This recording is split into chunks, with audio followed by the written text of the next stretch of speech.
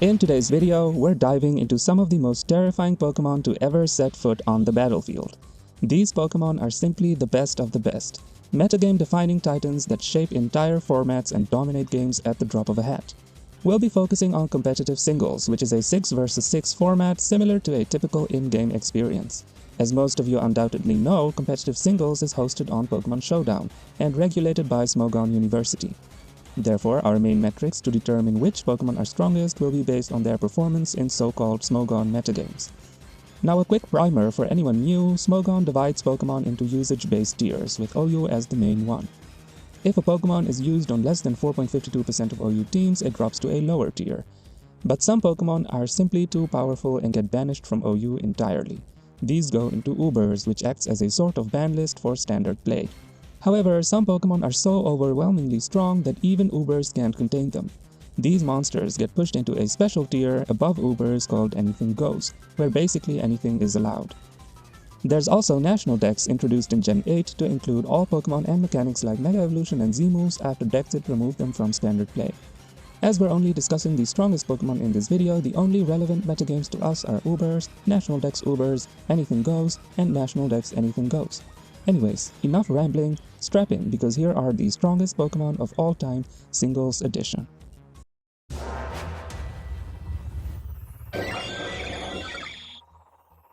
Starting off at number 15, we have the everlasting, the primordial, Mr. Alpha himself, Arceus. Arceus was set to make its debut in Pokemon Platinum in the Hall of Origin, but due to nonsensical reasons surrounding the distribution of the Azure Flute, it wasn't obtainable in Gen 4 until years later when it was distributed via Mystery Gift. However, since it was distributed as a level 100 Pokemon, it couldn't be EV trained conventionally and was limited to a maximum of 100 EVs through vitamins in 5 of its stats. This was something the battle simulator at the time, Shoddy Battle, could not implement correctly. So Arceus ended up never being legal in Gen 4 Ubers until December 2019 when Pokemon Showdown was the simulator of choice and could at last implement this correctly. In less than a year, on October 2020, however, Arceus and all of its forms were re-banned from Ubers by a razor-thin vote due to being deemed too much for the metagame, becoming the second Pokemon ever to be banned from Ubers after Mega Rayquaza in 2014. By this time, 3 entire Ubers generations had passed already, in which Arceus Normal had established itself as the single most iconic revenge killer of all time. This was primarily thanks to its access to Swords Dance and the incredible extreme speed, the second strongest priority move ever, only behind Yveltal's Sucker Punch. Priority is invaluable in competitive play as it lets you bypass speed entirely. This is the most important stat in competitive play, so having access to such a strong boosting move and stab priority attack was and is the main reason why Arceus has historically outperformed almost all of its other forms.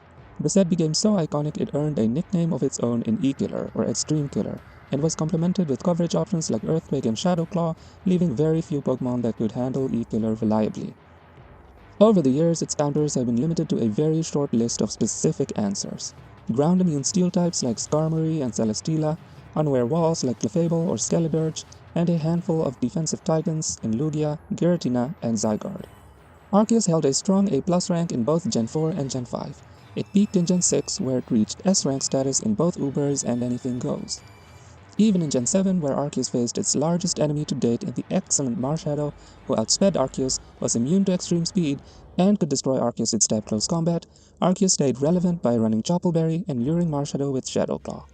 Arceus was dexited out of Sword and Shield but came back roaring in Scarlet and Violet, where it is arguably at its most dangerous. With Zacian Crown nerfed and Marshadow gone, Arceus is freer than ever to sweep through weakened teams. It also benefits hugely from Terra. Terra Normal boosts extreme speed to absurd levels, while something like Terra Ghost or Terra Fire can give it immunities to fighting types or Ho-Oh's Sacred Fire. Crucially, E-Killer is not locked into a plate. While other forms need to hold a plate to activate their typing, Arceus Normal is free to run the quintessential heavy-duty boots, letting it ignore entry hazards entirely in a metagame that lacks good removal options outside Origin Giratina. This is especially important in the Anything Goes format, where almost every team pecks a spike-setting Ting-Lu, and Arceus is relied upon to check the cataclysmic Calyrex Shadow Rider. Very few Pokemon have had a more iconic presence over the years, but among Arceus' other forms, the only one that can hold a candle to E-Killer is the equally impressive Arceus Ground.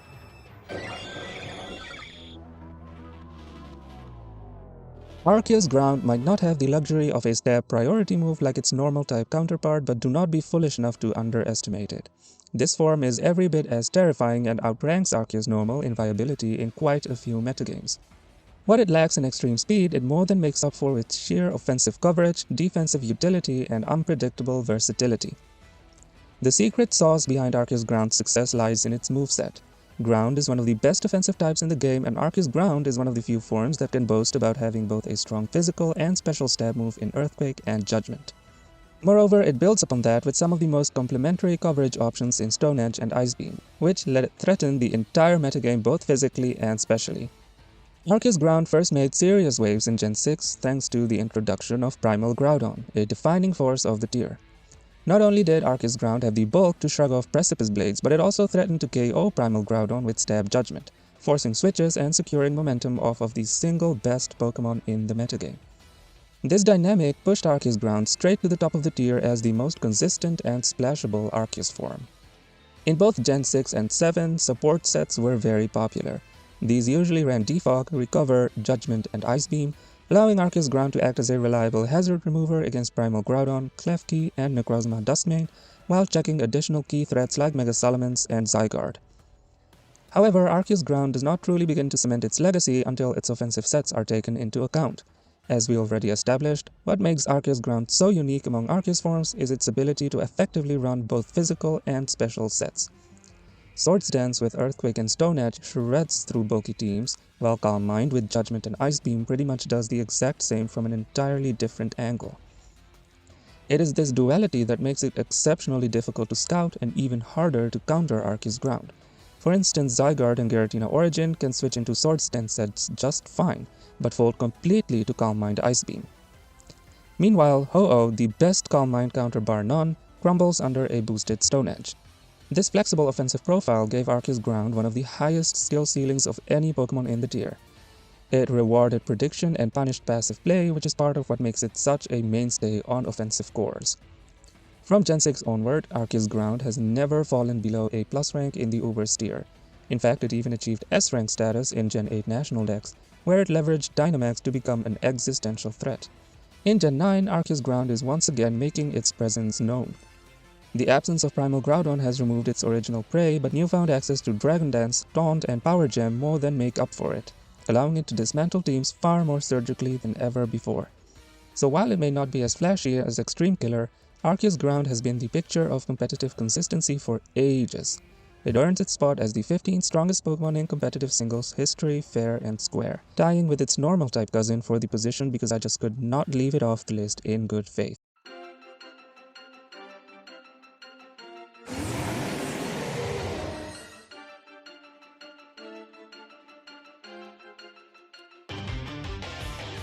At number 14, we have the gigantic Pokémon Eternatus. Introduced in Pokémon Sword and Shield, Eternatus has already carved out a legacy as one of the most dominant Ubers Pokémon of all time. Eternatus is what I would call a near-perfect competitive design. 140 HP with 95 defenses makes for astounding bulk, but unlike most tanks, Eternatus also boasts a blistering 130 speed and a monstrous 145 special attack. This is an absurd combination of stats allowing it to tank, outspeed, and hit hard all at once. Its Poison Dragon typing is another major win, being resisted only by Steel types, and Eternatus happens to carry coverage for those too in the form of Fire-type moves. Even the ability Pressure, which seems underwhelming at a first glance, is a perfect fit. Eternatus' speed, bulk, and access to reliable recovery allow it to repeatedly stall out low PP moves and outlast the opponent in seemingly impossible situations. Powerful moves like Necrozma Duskmane's Sunsteel Strike, Calyrex Shadow's Astral Barrage, or even Kyogre's unboosted Ice Beam are no match for Eternatus' bulk in combination with Pressure. With these fundamentals, it is no surprise Eternatus was considered an easy S-rank threat in Gen 8 Ubers. In fact, during Gen 8, Eternatus formed what came to be known as the Big Three alongside Yveltal and Necrozma Duskmane. It appeared on nearly 80% of teams and for good reason. Eternatus was one of the few reliable answers to Kyogre and Marshadow, the only consistent Toxic Absorber, and one of the very few Pokémon capable of switching into Yveltal's knockoff without being crippled by it. Eternatus' most iconic role was that of a balanced Kingpin, running the tried and true set of Dynamax Cannon, Flamethrower, Toxic, and Recover. But it didn't stop there.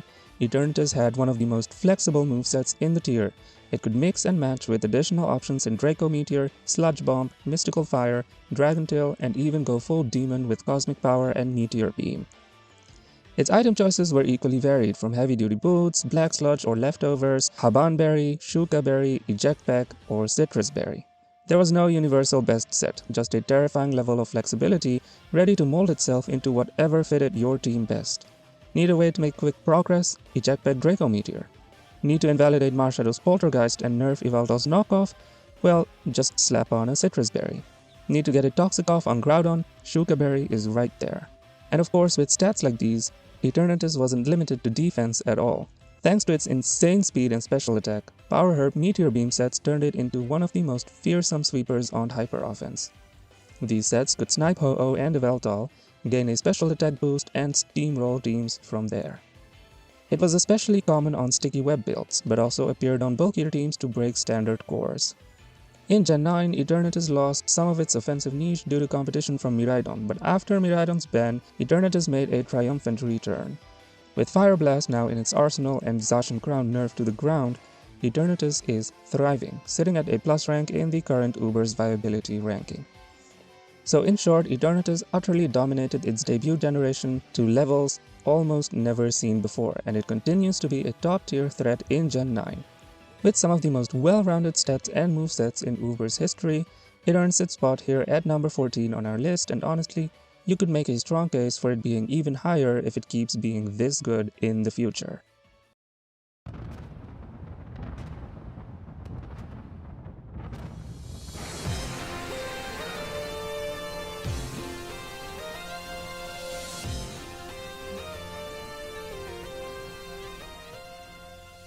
Zygarde clocks in at number 13 on our list for now, though let's be honest, it may very well rise much higher once Legend ZA drops and we get what feels like the inevitable Mega Evolution. And while we shudder to imagine what kind of eldritch terror Game Freak might unleash with that, let's not get ahead of ourselves. The Zygarde we already have is plenty horrifying, thank you very much. Zygarde is a bit of a late bloomer. It was released in Generation 6, but it wasn't until Gen 7 that it gained access to its true form, Zygarde Complete. And ever since it hit the field, it has been nothing short of a defensive and offensive juggernaut. Its defining weapon is of course the infamous 1000 Arrows, a ground-type move so broken it ignores immunities and hits flying types and levitators for full damage. In a tier like Uber's, where switch-ins are scarce to begin with, this kind of universal coverage is the stuff of nightmares. That coverage also means Zygarde can afford to free up a few move slots, which it takes full advantage of. It can go defensive with Coil, Glare, and Rest, or go offensive with Dragon Dance, Substitute, and Dragon Tail. It even has options like Toxic and 1000 Waves, a trapping move only it learns. In Gen 7, Zygarde was defined by two main sets, Coil Glare and Substitute Dragon Dance. Coil Zygarde was a defensive nightmare. In its complete form, it was an almost impenetrable wall, shutting down nearly every physical attacker in the game. The only real threat came from obscenely powerful boosted Z-move users like Ultra Necrozma. Otherwise, Zygarde could simply coil up, spread paralysis with Glare, and grind the opponent down. It was an essential backbone for balance teams, hard-countering threats like Primal Groudon, Mega Salamence, Extreme Killer, Swords Dance Arceus Ground, Ho-Oh, and many more. Most players argue that Ubers would have descended into unplayable physical mayhem without Zygarde's presence holding the metagame together, and honestly, they're probably right. Weirdly enough, the only physical attacker Coil Zygarde lost to is actually Dragon Dance Zygarde, which could avoid Glare with Substitute and neutralize any boosts from Coil with Dragon Tail. In exchange for some bulk, Dragon Dance Zygarde became a terrifying setup sweeper that only truly feared support Arceus Fairy and other Arceus forms with Ice Beam. Well, what about classic walls like Lugia and Giratina, you ask? They were completely useless. Zygarde would just set up a substitute and phase them out with Dragon Tail before they could do anything. Even tanky staples like Ho-Oh and Necrozma Duskming could not break its substitute, letting Zygarde snowball with frightening ease. In Gen 8, Zygarde's bag of tricks grew even deeper with the introduction of Scale Shot, a multi-hit dragon move that boosts speed. This enabled its most degenerate form yet, Demon Zygarde. This monster would trap unsuspecting passive Pokémon using 1000 Waves, then coil up to +6 attack, defense, and speed using rest and skill shot before sweeping entire teams just like that. Luckily or unluckily, depending on your perspective, Zygarde was dexited from Gen 9, and honestly that was probably for the best. A Zygarde with access to terrestrialization is the kind of reality warping terror that competitive players wake up sweating over. Even so, it remains a dominant presence in National Dex Ubers, where it has reached its highest placement to date, S+ rank, the absolute pinnacle of viability, only previously attained by Primal Groudon. So yes, Zygarde may be a bit dormant in Scarlet and Violet proper, but don't sleep on it. Whether as a bulwark against chaos or the chaos itself, Zygarde has carved a legendary path through multiple generations of Uber's play, and it is definitely not done yet.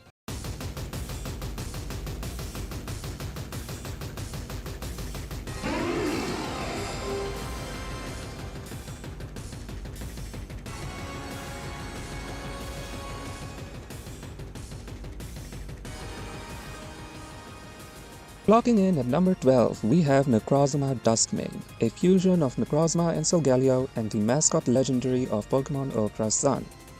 Necrozma arrived in the Ubers metagame at a time when the player base was desperate and at an utter loss on what to do about Xerneas, a Pokémon that had been using Ubers as its punching bag for the entirety of Gen 6.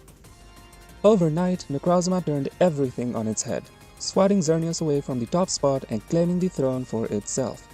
As a Steel Psychic type with the defensive stats to back it up, Necrozma laughed in the face of Xerneas' boosted attacks before knocking it out with its signature Sunsteel Strike, a 100 BP Steel type move that also ignores abilities. Xerneas was far from the only casualty though. Former wall-breaking threats like Mewtwo and Deoxys attack were also found somewhere in a ditch once Necrozma decided to fuse with Solgaleo. Necrozma then flaunted its ability to save Ubers again in Gen 8, where it was about the only feasible option to check the utterly broken Zacian crown. In fact, Necrozma was so crucial to the survival of both Gen 8 Ubers and Anything Goes that it frequently reached nearly 90% in tournament usage, an astonishing feat that has only been surpassed by 3 other Pokémon in history: Gen 1 Mewtwo, Gen 6 and 7 Primal Groudon, and Gen 8 Yveltal. However, walling existential threats is hardly all there is to Necrozma. Indeed, it is quite the existential threat itself. With its stunning 157 attack stat, several ways of boosting in Swords Dance, Rock Polish, Dragon Dance, and Weakness Policy, as well as an ability that makes it all the easier to set up by reducing super effective damage, Necrozma could end the game at a moment's notice. On top of that, it was also helped out by every generational mechanic. In Gen 7, it had access to the monstrous Searing Sunray Smash, a 200 BP Z move that not even Pokémon that resisted the hit could tank well. In Gen 8, Dynamax gave Necrozma access to Max Steel Spike and Max Quake, which boosted both its defenses and made it nearly unkillable. Then in Gen 9, Necrozma could change its typing on the fly with Terra and get even more opportunities to wall or boost itself up. Terra Fire in particular gave it an excellent matchup to its arch-nemesis Ho-Oh. Both in Gen 7 and 8, Necrozma was a crucial cornerstone of the metagame and rightfully found itself in the S ranks. Its stocks dropped in Gen 9 after Zacian's heavy nerf and the absence of Xerneas, but it still remained a respectable threat that any smart player had to prepare for. In the end, Necrozma Duskmane stands as one of the most important Pokémon in Uber's history. Few Pokémon have ever defined and stabilized multiple generations the way it has, acting both as a savior against metagame warping threats and as a win condition in its own right. Its ability to balance immense defensive utility with terrifying offensive presence has left a permanent mark on competitive play. For that reason, Necrozma Duskmane earns its place on this list as a true pillar of competitive singles.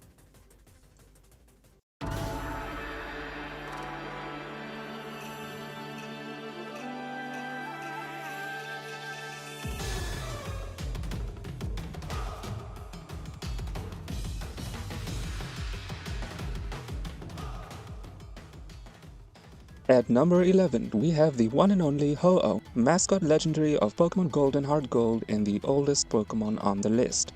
Ho-Oh is known as a Pokémon that can almost do it all and do it well, whether that be breaking through defensive walls like a hot knife through butter or walling half the Uber's metagame by itself. Fatal weakness to Stealth Rock aside, Fire Flying is an excellent typing. Defensively, it gives 6 resistances and an immunity to ground while only being weak to water, electric, and rock. Offensively, there is no type that resists both fire and flying apart from rock types, which are very rare in Ubers, and then again, Ho-Oh still has the option to smack them hard with Earthquake if it wants to. Ho-Oh's typing is also complemented with some very well-rounded stats. 106 HP, 90 defense, and 154 special defense is damn near unkillable. 130 in attack is absolutely fantastic, and 90 speed is enough to get the job done in Ubers. On top of these insane fundamental assets, Ho-Oh has also been blessed by incredible buffs over the years. Its signature move Sacred Fire is arguably the best fire-type move in the game. It's a 100 BP physical stab move that has near-perfect accuracy and a ludicrous 50% chance to burn. I cannot stress enough how perfect this move is for Ho-Oh.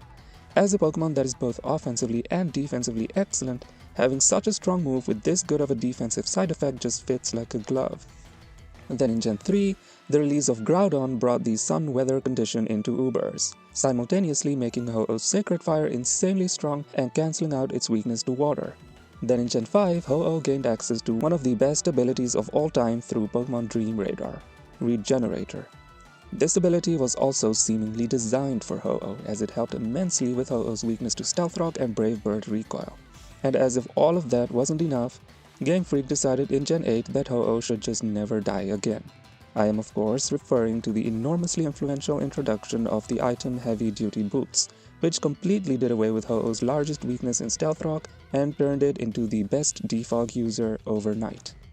All of the above combined have perhaps made Ho-Oh the best Pokemon of all time when it comes to playing both offense and defense. No other Pokemon even comes close to the level of counterpunching Ho-Oh has been able to pull off every single generation since its introduction. Its most iconic set throughout the years has undoubtedly been the defensive variant, which usually runs Sacred Fire plus any combination of Toxic, Defog, Whirlwind, Recover, Thunder Wave, or Brave Bird. This set is known to check a seemingly endless list of absolute titans: Zacian Crowned, Koraidon, Xerneas, Yveltal, Primal Groudon, Necrozma Duskmane, Arceus Ground, Eternatus, need I go on. The utility that this set is able to provide is so insane that in Gen 9, where Ho-Oh lost 2 of its most important moves in Toxic and Defog, it was still an S-rank Pokemon largely on the back of its defensive powers.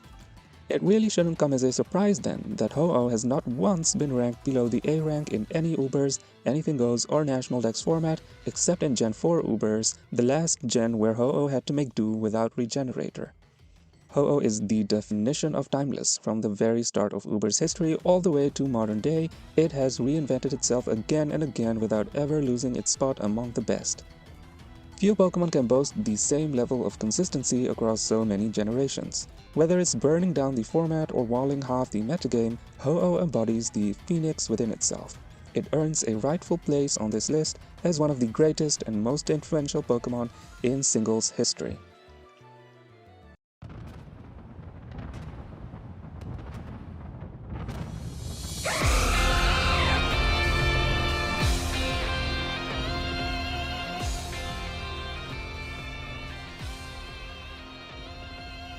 Kickstarting the top 10, we have none other than the mascot legendary of Pokemon X and the face of the fairy type, Xerneas. Not many Pokemon can claim to have instilled absolute horror in players the way Xerneas did to the Uber's player base when it was released in Gen 6. Sporting the newly introduced and absolutely busted fairy type, Xerneas was already poised for success in the dragon-infested Uber's metagame. Fairy is notorious for being the best offensive type and one of the best defensive types in the game, and Xerneas made full use of this with excellent stats across the board. Its ability, Fairy Aura, further powered up the type's already incredible offenses to even greater heights. However, nothing contributed to Xerneas' reputation as much as its signature move Geomancy, which is arguably the best fairy type move in history. This move allows Xerneas to effectively double 3 of its 5 relevant stats in a single turn at the cost of its item slot, which is dedicated to Power Herb. All of the above combined to create a nightmarish setup sweeper the world had never seen before at the time of Pokemon X and Y. Even 11 years after the fact, you will be hard-pressed to find a Pokemon that commands this much respect. Xerneas' Geomancy set was so brutal that it single-handedly made the likes of Klefki, Scizor, and Arceus Poison good in Ubers. After all, the combination of boosted Moonblast, Focus Blast and Thunder was literally unwallable otherwise. Had it not been for the fact that X and Y Ubers was still regarded as a ban list more than a competitive metagame worth balancing, Xerneas would no doubt have been banned from the tier without a second thought. As luck would have it though, the release of Pokemon Omega Ruby would bring with it the most sound and splashable Xerneas tech to date in Primal Groudon, which would turn Xerneas from beyond broken to borderline broken. The fact of the matter was that Primal Groudon lacked good recovery moves and was also relied upon to check many other threats, which made it easily worn down. Thus, Xerneas remained as the single best late-game sweeper in the tier. It wasn't until years later that an actually solid Xerneas check was introduced. With the release of Pokemon Ultra Sun, Necrozma Duskmane was introduced to Ubers, and lo and behold, Geomancy Xerneas all of a sudden only found itself on dedicated hyper offense. Was this the end of Xerneas? Not at all. With Ultra Sun and Ultra Moon's release also came new move tutors, and Xerneas happened to get access to a great one in Defog. This turned it into an elite Choice Scarf user with a dash of utility in Defog and Aromatherapy. Xerneas' Moonblast was plenty strong with just the Fairy Aura boost already, mortally threatening many staples of the metagame such as Ultra Necrozma, Marshadow, Zygarde, and Yveltal. In Gen 8, Xerneas regained its position as a Pokemon that was as dangerous as ever.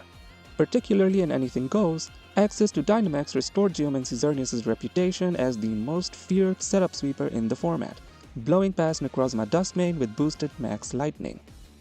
Adding insult to injury, Anything Goes also housed the formidable Zacian Crowned, which put immense pressure on Necrozma Duskmane to run physically defensive investment and forego the special defense that had made it so ironclad against Xerneas the previous generation.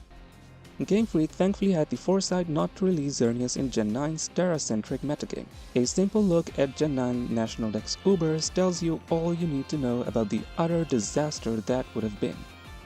So even after a decade and across multiple generations, Xerneas remains a cornerstone of fear and respect. Its unmatched combination of raw power and setup potential ensures that no team can afford to underestimate it. Few Pokemon have left such a lasting legacy, and even today, Xerneas' mere presence on the field commands attention. Proof that the fairy-type mascot of Gen 6 is a timeless force in competitive singles.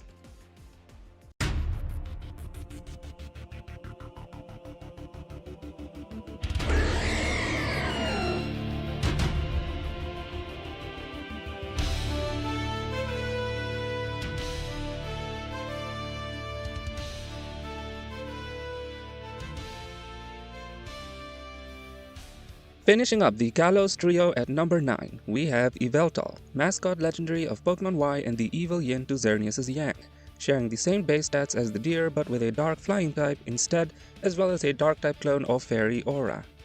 This placement may surprise casual fans and VGC players, but outside of Gen 6, there is no doubt Yveltal has been far more impressive than Xerneas. The main reasons are its unmatched versatility and its favorable matchup against newer threats over the years.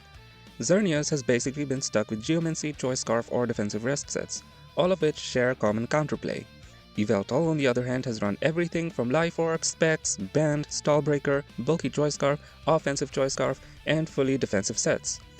This adaptability makes Yveltal viable on any team structure. And while new additions like Primal Groudon, Necrozma Duskmane, Magearna, and Zacian Crown pushed Xerneas down, Yveltal has consistently thrived against new threats such as Lunala, the Necrozma forms, and Calyrex Shadow Rider. The most dangerous Yveltal set is Life Orb with Sticky Web support. Dark Pulse and Oblivion Wing already hit extremely hard, but the speed control from webs lets Yveltal deny recover and defog from Arceus forms, turning it into a nightmare for almost every usual check except Arceus Fairy, all while adding the bonus of flinch RNG from Dark Pulse. On balance teams, Yveltal has been just as crucial. In Gen 7, bulky Choice Scarf sets became the face of the tier, switching into threats like Swords Dance Primal Groudon and Necrozma Duskmane, then revenge killing them with Foul Play. Its natural bulk allowed it to survive even direct hits while keeping momentum with U-turn, all while doubling as one of the best defoggers in the format. This compression of roles made it near essential for balance while still leaving room for offensive or defensive alternatives on other archetypes. But nothing compares to the utter dominance Yveltal showed in Gen 8, where it reached literally 100% usage in Ubers and even went over 100% in Anything Goes thanks to the lack of species clause. That's right, some tournaments saw players running multiple Yveltal on a team and it was not a meme. Every archetype, whether hyper offense, balance, or stall, had no choice but to use it. The reason, of course, was Calyrex Shadow, essentially a stronger, faster, ghost-type Mega Mewtwo Y with a busted ability and a free item slot. Nothing else in the game could consistently stop it, but Yveltal did, and did it well. What's fascinating is that instead of breaking the tier, Calyrex and Yveltal actually balanced each other out in a way that kept the metagame playable. Yveltal was forced into more defensive roles to check Calyrex, while Calyrex couldn't just sweep willy-nilly because Yveltal was always lurking there, demanding a lot of skill from players on both sides to come out on top. The most common set was bulky Yveltal, with heavy-duty boots and utility moves like Roost, Knockoff, Foul Play, and Defog, compressing Calyrex insurance, hazard removal, and blanket checking physical attackers into one slot. This level of role compression is exactly why it became mandatory, and yet offensive sets did not vanish, far from it. Life Orb Yveltal was as terrifying as ever on sticky web teams. In Anything Goes, Dynamax pushed this set even further, with Max Airstream boosting Yveltal's speed and Max Darkness lowering the target's special defense, letting Yveltal snowball through entire teams if given the slightest opening. Even Zacian Crowned, banned from Ubers but still legal in Anything Goes, couldn't keep it down in that format. Just like its Aura Trio counterparts, Yveltal was dexited out of Scarlet and Violet, and honestly that is a blessing. In Gen 9 Net X Ubers, it has instantly proved itself as a top threat and one of the best Terra users in the tier. Terra Dark supercharges its Dark Pulse to the stratosphere, while Terra Flying cancels its Fairy weakness and turns Oblivion Wing into an unstoppable nuke that even overwhelms Arceus Fairy. With adaptability, consistency, and dominance like this across generations, Yveltal easily stands as one of the most defining Pokémon in competitive history.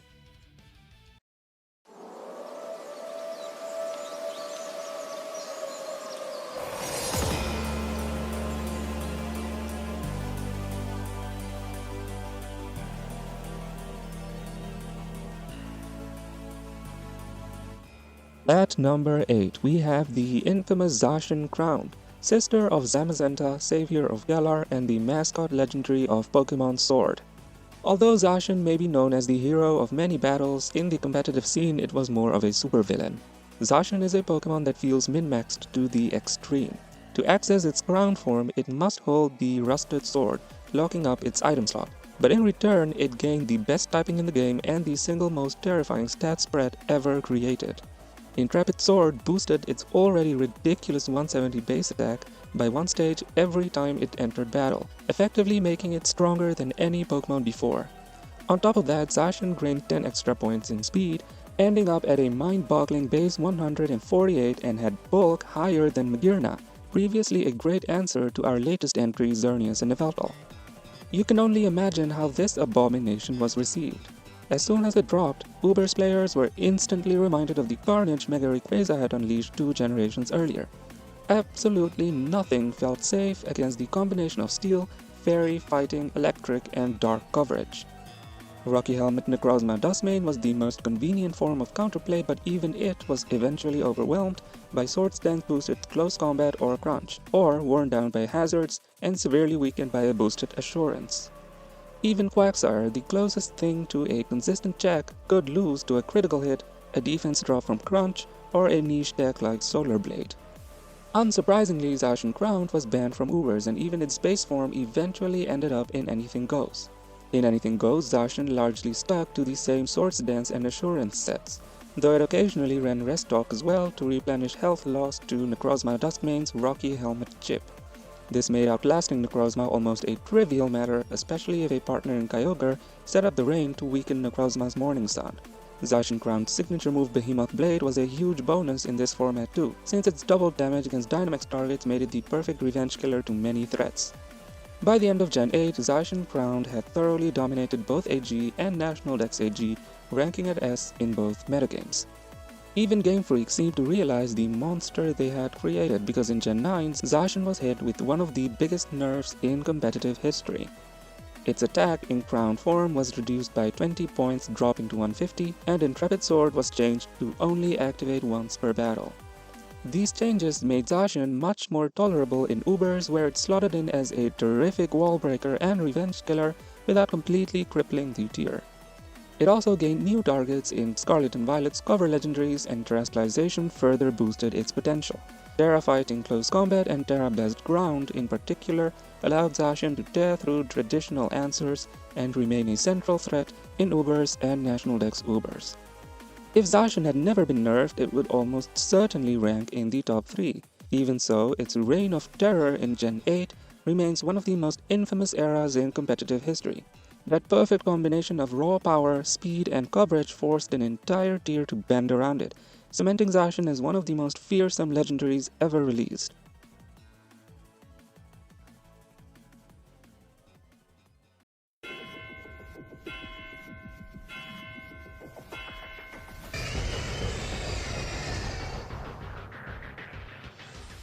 At number 7, we have the mascot legendary of Pokémon Sapphire and Alpha Sapphire, Kyogre and its Primal form. Kyogre is easily one of the most iconic Ubers legendaries of all time, well known for drowning the tier to its heart's content generation after generation.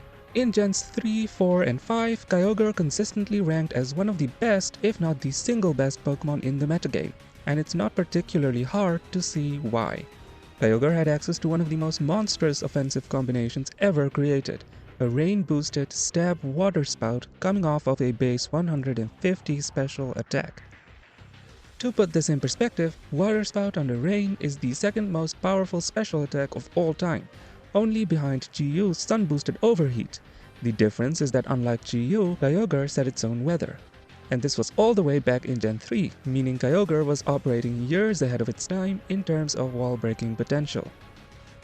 For the longest time, the only truly safe switch-ins to Kyogre were Chansey and Blissey, who could barely survive the 2-hit KO while shrugging off the occasional Thunder Wave paralysis or Ice Beam freeze Kyogre might fish for. Outside of those pink blobs, almost nothing could stand in Kyogre's way, as other checks like Dialga, Palkia, and the Soul Dew Lati twins got overwhelmed eventually. Generation after generation, Kyogre comfortably outranked almost every other threat in Ubers, including its eternal counterpart, the Sunsetter Groudon. But everything changed with the release of Omega Ruby and Alpha Sapphire, and with them the Primal forms. Suddenly, the dynamic between Kyogre and Groudon shifted completely due to their new weather abilities, Primordial Sea and Desolate Land.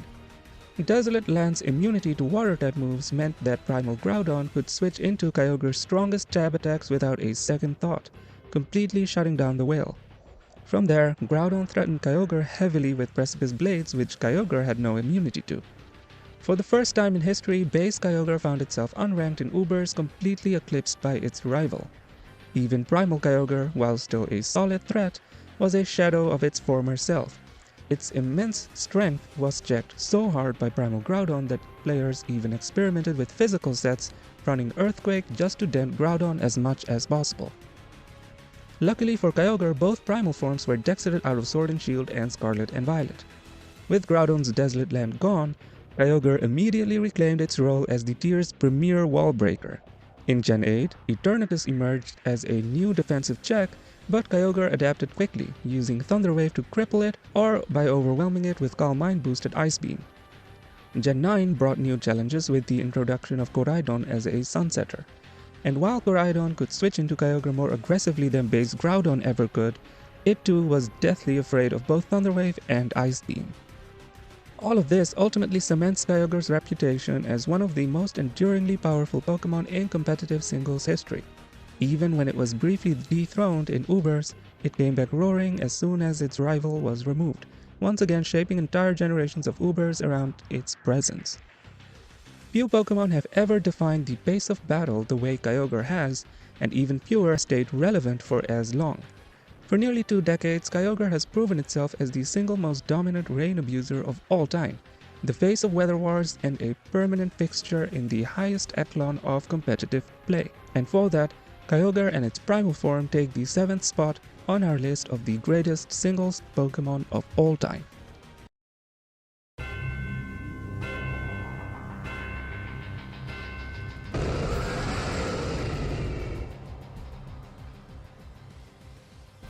On the 6th spot, we have none other than Kyogre's counterpart Groudon and its primal form, mascot legendary of Pokemon Ruby and Omega Ruby.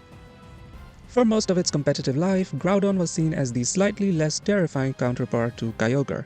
It had excellent stats and a good typing in ground, but for a long time it was overshadowed by Kyogre's sheer destructive power. Still, Groudon carved out a niche as one of the most reliable stealth rock setters as well as physical wall breaker in Ubers, combining its massive power, bulk, and access to status moves like Thunder Wave and Toxic to harass the opponent. While it was never quite as flashy as Kyogre, its consistency made it a staple of the Gens 3, 4, and 5 Ubers metagames. And then came Omega Ruby and Alpha Sapphire, and of course, everything changed. With the advent of the Primal forms, Groudon transformed from a strong defensive presence into one of the single most oppressive Pokemon the game had ever seen. Primal Groudon's new fire typing gave it key resistances, and its water weakness was removed entirely under Desolate Land, which also granted it a permanent, unremovable sun as long as it was on the field. This combination not only invalidated Kyogre's dominance but also gave Primal Groudon one of the most flexible and unpredictable move pools in competitive history. Primal Groudon could do almost anything. It could run fully defensive sets with Stealth Rock and blanket check huge portions of the metagame, or it could run boosting sets with Precipice Blades and Rock coverage, crushing most walls into dust. It could go mixed with fire moves like Eruption, Fire Blast, and Overheat to punish Arceus Ground, Skarmory, and Celesteela. It could phase with Roar or Dragon Tail. It even had Rock Polish, which turned it into a terrifying late-game sweeper. The sheer variety of Primal Groudon sets meant that you could never truly prepare for it. No matter what your team looked like, it always felt like you were one wrong prediction away from disaster. The result was that in Gen 6 and 7, Primal Groudon became the single most centralizing force in Ubers. It checked seemingly every threat in the game while simultaneously being one of the strongest offensive options itself. Teams simply could not function without a solid plan for Primal Groudon, and even then, that plan was usually to just try and wear it down rather than counter it outright. If Kyogre once defined early Ubers, then Primal Groudon redefined it completely in the Auras and Sun and Moon eras, deservedly being placed in the astonishing S+ rank. With the removal of primal forms in Sword and Shield, Groudon lost its overwhelming dominance but still remained a formidable presence. In Anything Goes, Dynamax gave it new tricks, turning Max Quake and Max Airstream into potent tools to boost its bulk and speed. Groudon's utility as a stealth rock setter and physical tank never went away either. Even in Scarlet and Violet, Groudon continues to hold its ground. If not as the undisputed king it once was, then certainly as a reliable staple even in the face of stiff competition from Koraidon and Ting Lu. In National Dex Ubers, Primal Groudon is still at its most dangerous, rejoicing at its newfound monumental access to spikes in Gen 9.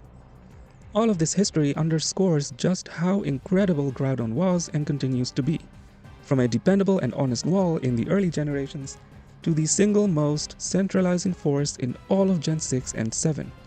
Groudon has proven itself time and time again as one of the greatest Pokemon in competitive singles, and for that, it and its primal form claim the 6th spot on our list.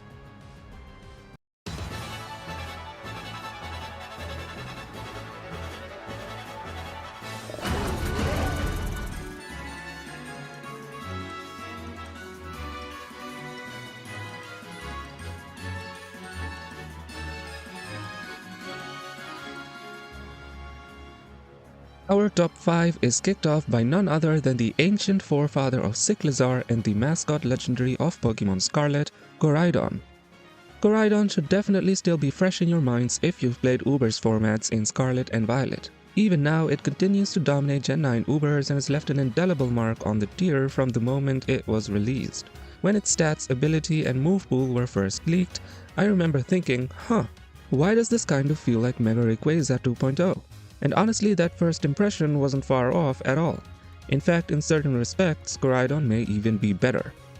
For starters, its ability or a Calcompulse is one of the most absurd offensive abilities ever given to a Pokemon, automatically setting Sun and giving Koraidon a free attack boost on entry. Believe it or not, this makes Koraidon even stronger than Mega Rayquaza in raw damage output. You can run the calcs yourself, but Koraidon's close combat is indeed stronger than Mega Rayquaza's Dragon Ascent. Add to that its blistering base 135 speed, which allows it to outspeed nearly every relevant threat in Ubers, and you start to see why players were so alarmed.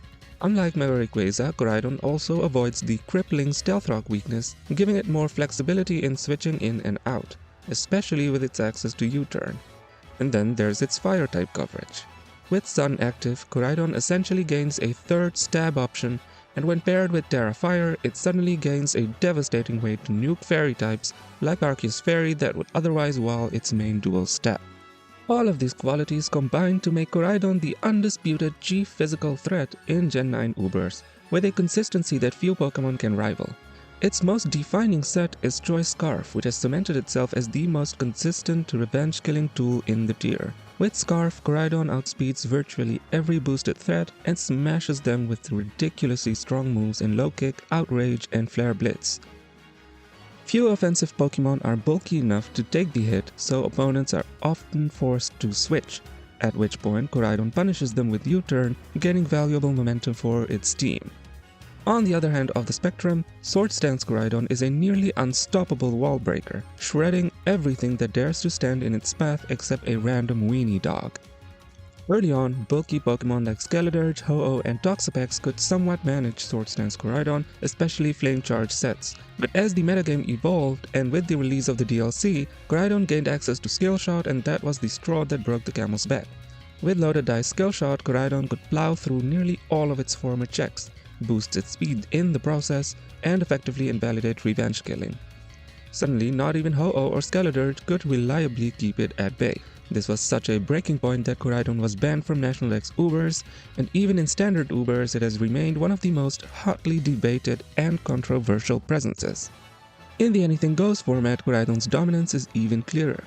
It's ranked at S+, placing it above almost every other Pokemon in the game. Not only is it a monstrous offensive presence, but it also plays a vital metagame role by serving as one of the few consistent revenge killers of Tier King Calyrex Shadow. When all is said and done, Koraidon's legacy is still being written, but even now it stands as one of the most powerful and influential Pokemon ever released. Its sheer offensive might and central role across multiple formats put it in the same conversation as Mega Rayquaza as one of the ultimate heavyweights in competitive history.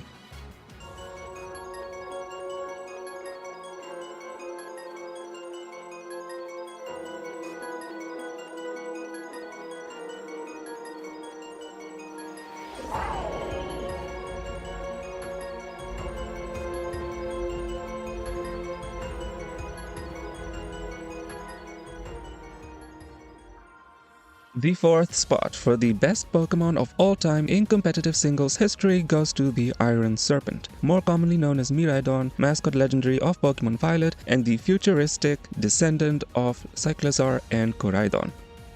There aren't many adjectives strong enough to describe how insanely busted Miraidon is, though words like apocalyptic and unholy come pretty close. Miraidon has the same busted stats as Koraidon, but with a focus on the special side instead. However, it holds two key advantages over its ancient cousin. For one, Electric Dragon is much better offensively, since not a single type resists both, whereas Koraidon's official dual stabs are both resisted by fairies.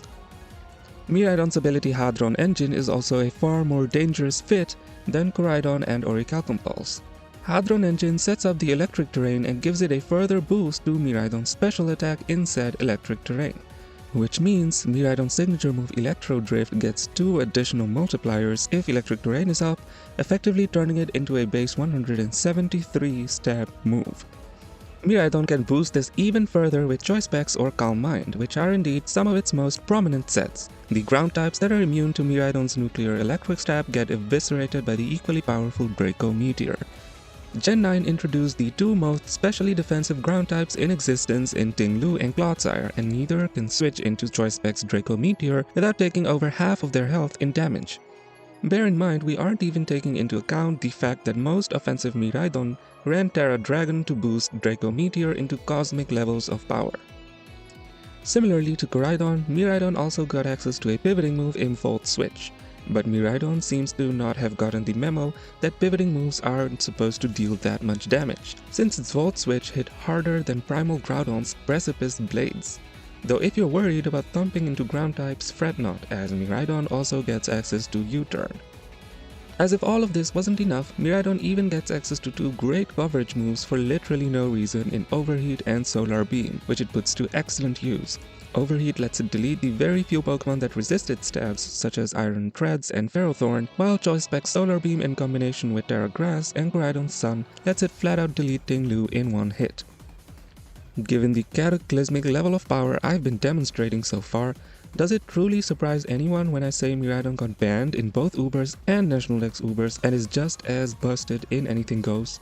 Indeed, its ban in National Dex Ubers was particularly impressive since it happened within a fortnight of the metagame existing, though again to no surprise, since Miraidon could dish out Calm Mind boosted Devastating Drake in this format. When all is said and done, Miraidon stands as one of the most destructive Pokemon ever conceived, a monster that simply cannot coexist with a balanced metagame.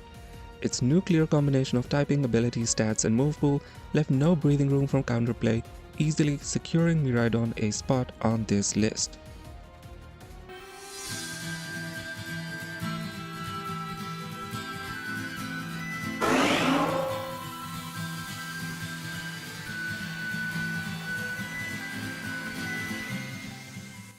Mega Gengar claims the bronze medal for the best Pokemon of all time in competitive singles.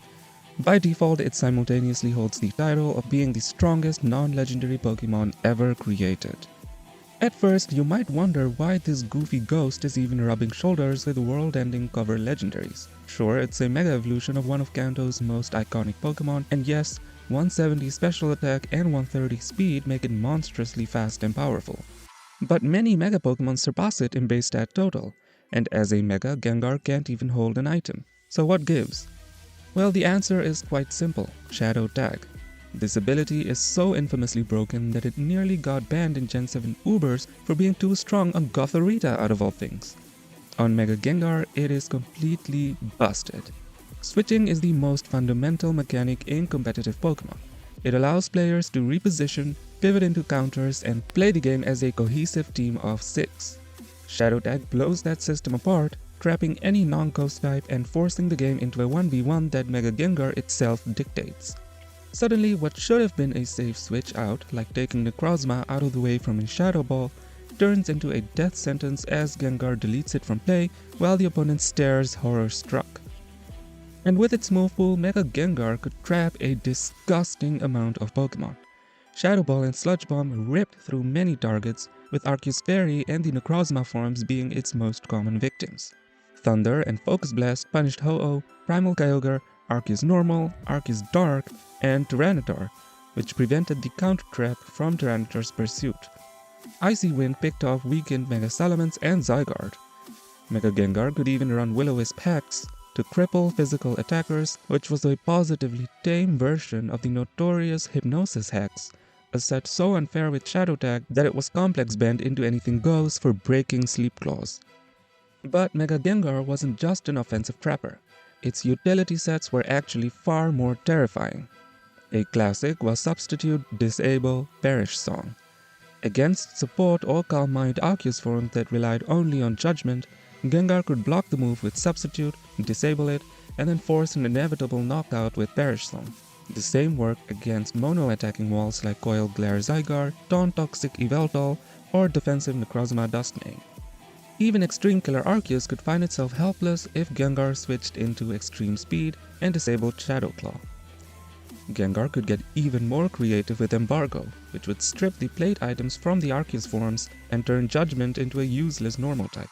Or it could rely on Destiny Bond, which effectively allowed it to trade with and eliminate any slower Pokemon in the tier except Marshadow. This was especially cruel if Mega Gengar also ran Taunt to shut down status moves and force the opponent to attack it.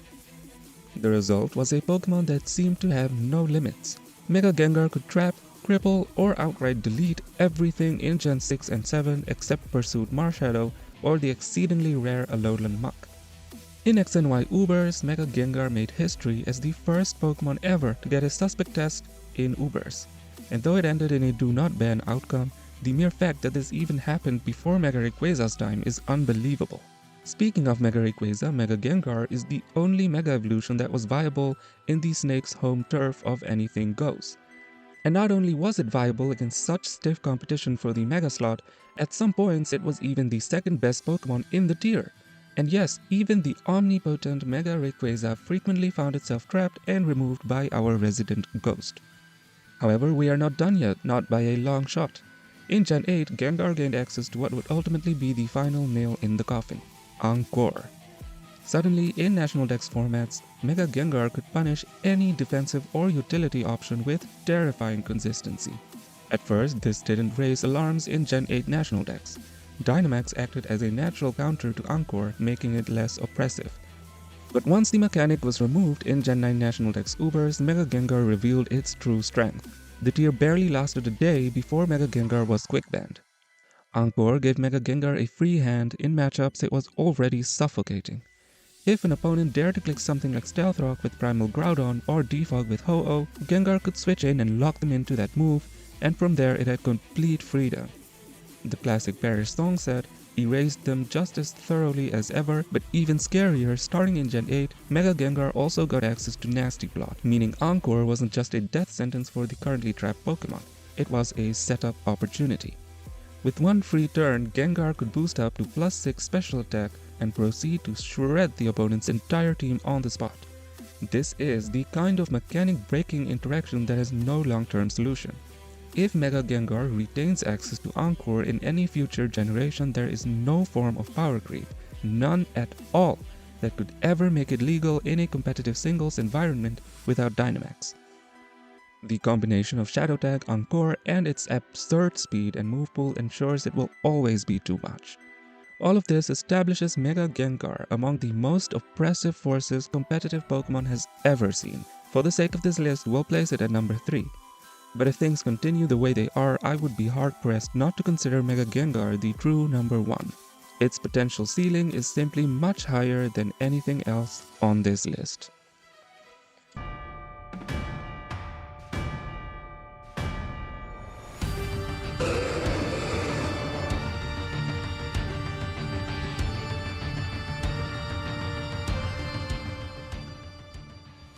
The second best Pokemon of all time in competitive singles is Mega Rayquaza, mascot of the Delta episode and creator of the Anything Goes format. Mega Rayquaza's iconic history is well known by now, but bear with me as I repeat it just one more time. The year is 2014 and Omega Ruby and Alpha Sapphire have just dropped. Being the curious Pokemon nerds we all are, we log into Pokemon Showdown to test out the much anticipated Primal and Mega forms of the Hoenn trio. You load into your first battle and confidently set up Primal Groudon to set up Stealth Rock, but wait! Your opponent's Mega Rayquaza clicks Dragon Dance on turn 1. No problem, right? You've come prepared with a bulky Arceus Fairy, so you send it in to put this dragon in its place. But then Rayquaza uses Dragon Ascent and your Arceus Fairy faints. The rest of your team soon follows. You notice it's taking Life Orb recoil. What is going on? Surely this must be a bug. Why did your Fairy type just die to a Dragon move? And more importantly, why is this Mega Evolution holding a Life Orb? Welcome to the horror show that is Mega Rayquaza. For context, Game Freak apparently decided that giving the already absurd Rayquaza a Mega Evolution wasn't enough, so they handed it a Mega Stone that doesn't actually exist. Instead, all Rayquaza needs to do is learn Dragon Ascent, which by the way is a flying type close combat for some reason, and just like that it transforms into one of the most grotesquely overpowered Pokemon of all time, while still holding an item. That means it can stack its Mega Stats with Choice Band, Life Orb, Lumberry, or literally anything it wants. Combine that with base 180 offenses, a high speed tier of 115, and a move pool that looks like someone accidentally copy-pasted the TM list, and you get a Pokemon so powerful it literally broke Ubers like a bunch of dry twigs, and became the first Pokemon to ever be banned from the tier, creating Anything Goes in the process. Dragon Dance Mega Rayquaza had practically no checks, ripping through everything with Dragon Ascent and the steel eviscerating V-Create. Priority Extreme Speed only made things worse, nullifying most revenge killing attempts while letting Rayquaza do the revenge killing itself. The only check worth mentioning was Arceus Rock, but even that fell flat once Mega Rayquaza packed Earthquake. Choice Band sets were even more obscene, running both V-Create and Earthquake and therefore possessing literally zero checks. Your best bet was to pray Mega Rayquaza stacked enough defense drops from Dragon Ascent so you could revenge kill it with Marshadow or a fast Arceus form. An alternative was Mega Gengar, which could trap it, bait a defense drop with Substitute, and eliminate it with a stab move. The only so-called semi-check to Joy's band was Power Construct Zygarde, but it needed to be in absolutely pristine condition. Even then, Mega Rayquaza had another trick up its sleeve, with its mixed Life Orb set which could swiftly take care of Zygarde with Draco Meteor. Mega Rayquaza stands as the single most consistently broken Pokemon in competitive history. It has been banned from every Uber's format it has ever touched, while simultaneously reigning in the S ranks of every generation of Anything Goes, including Gen 8 National Dex AG where it had to contend with Dynamax, something Mega Gengar failed to succeed at. No other Pokemon has set the gold standard for what too powerful for Ubers truly means. Mega Rayquaza is the definition of excess, the yardstick by which all future monstrosities will forever be measured. The only surprising thing about this placement is that it's number 2 and not the top spot. However, over the years there has indeed risen a Pokemon so monstrous that it leaves even Mega Rayquaza in the dust in competitive singles. The moment we have all been waiting for has finally arrived. Claiming the crown and taking the title for best Pokemon of all time in competitive singles history, who else do we have but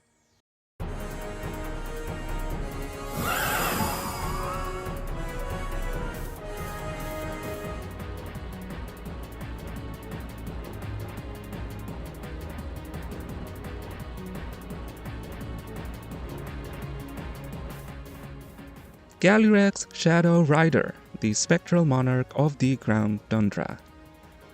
Who would have thought a downgrade of Celebi sitting on the ghost of a horse would have such enormously powerful ripple effects on the landscape of competitive Pokemon?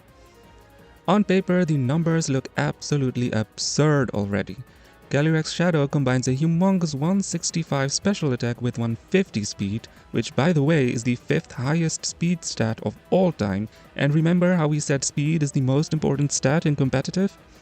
Calyrex Shadow pairs these ridiculously inflated offenses with an equally busted ability in As-1, a combination of Unnerve and Spectreer's Grim Neigh, which simultaneously invalidates berries and gives Calyrex a boost to its already stupendous special attack every time it got a knockout.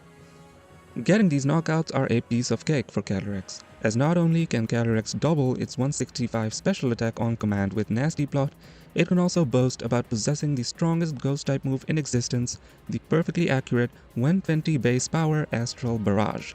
The normal types that can theoretically switch into this disgrace of a move get taken down in one fell blow by boosted Psychic Stab.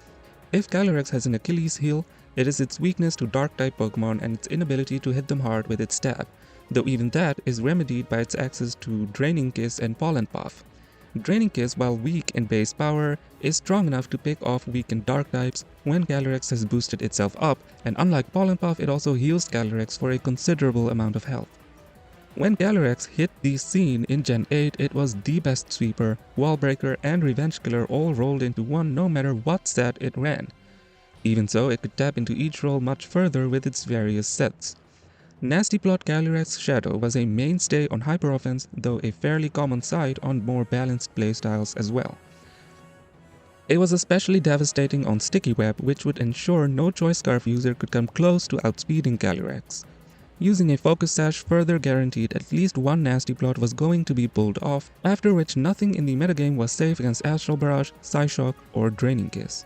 Choice Specs tore apart anything except Yveltal with Astral Barrage, no setup needed.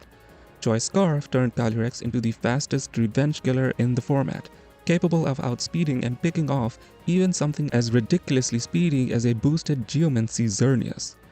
Yveltal was the one Pokemon that could stand up to Calyrex Shadow consistently. The interaction between these two Pokemon was so central that Gen 8 Ubers was often referred to as Calyrex vs Yveltal featuring 4 other Pokemon. Yveltal was a bulky Dark-type with access to reliable recovery in Roost and a deep move pool that could match Calyrex's offenses with the perfect blend of counterpunching and utility. Yveltal could force Shadow Rider's most common sets out and make progress against the metagame with Knockoff and U-Turn. However, Calyrex was not one to give up easily, as even if it couldn't break Yveltal offensively, as a crafty ghost type, it had access to a wide array of moves to make the job very difficult for Yveltal. Both Choice Specs and Choice Scarf Calyrex could trick away its item to Yveltal and heavily cripple it that way, stealing its heavy-duty boots in the process. Calyrex could also set up a substitute in front of Yveltal and go a couple of different ways from there. It could use Leech Seed on Yveltal and keep spamming substitute until Yveltal was forced to roost. Calyrex would use this free turn to set up a nasty plot and repeat the process until Yveltal was exhausted and overwhelmed. Against Yveltal carrying just one Dark-type move, Calyrex could also bait out that move and use Disable to render Yveltal useless. However, Yveltal quickly adapted by using Snarl to knock Calyrex out through its substitute. In the Anything Goes format, however, Calyrex could choose to walk even more dangerous routes by setting up a nasty plot and simply blowing past Yveltal with max Starfall, or baton passing the nasty plot into something like a Xerneas to fully annihilate Yveltal's team. In any case, as I'm sure you've noticed by now, most interactions between the two were dictated by Calyrex's shadow, and nothing apart from Yveltal could even be considered a check to the horse. If you thought Calyrex had reached its peak in Gen 8, you are in for a ride. In Gen 9, Calyrex's shadow could after all remedy its weakness to Dark far more actively with access to Terra, and what's more, Yveltal was not even in the game. The new resident Dark type in town, Ting Lu, was threatened hard by boosted Grass Knot and therefore far more shaky than Yveltal in Gen 8. Calyrex was equally dangerous with Terra Fairy Draining Kiss and Terra Blessed fighting sets, which overwhelmed Ting Lu and the only other check in Arceus normal quite handily.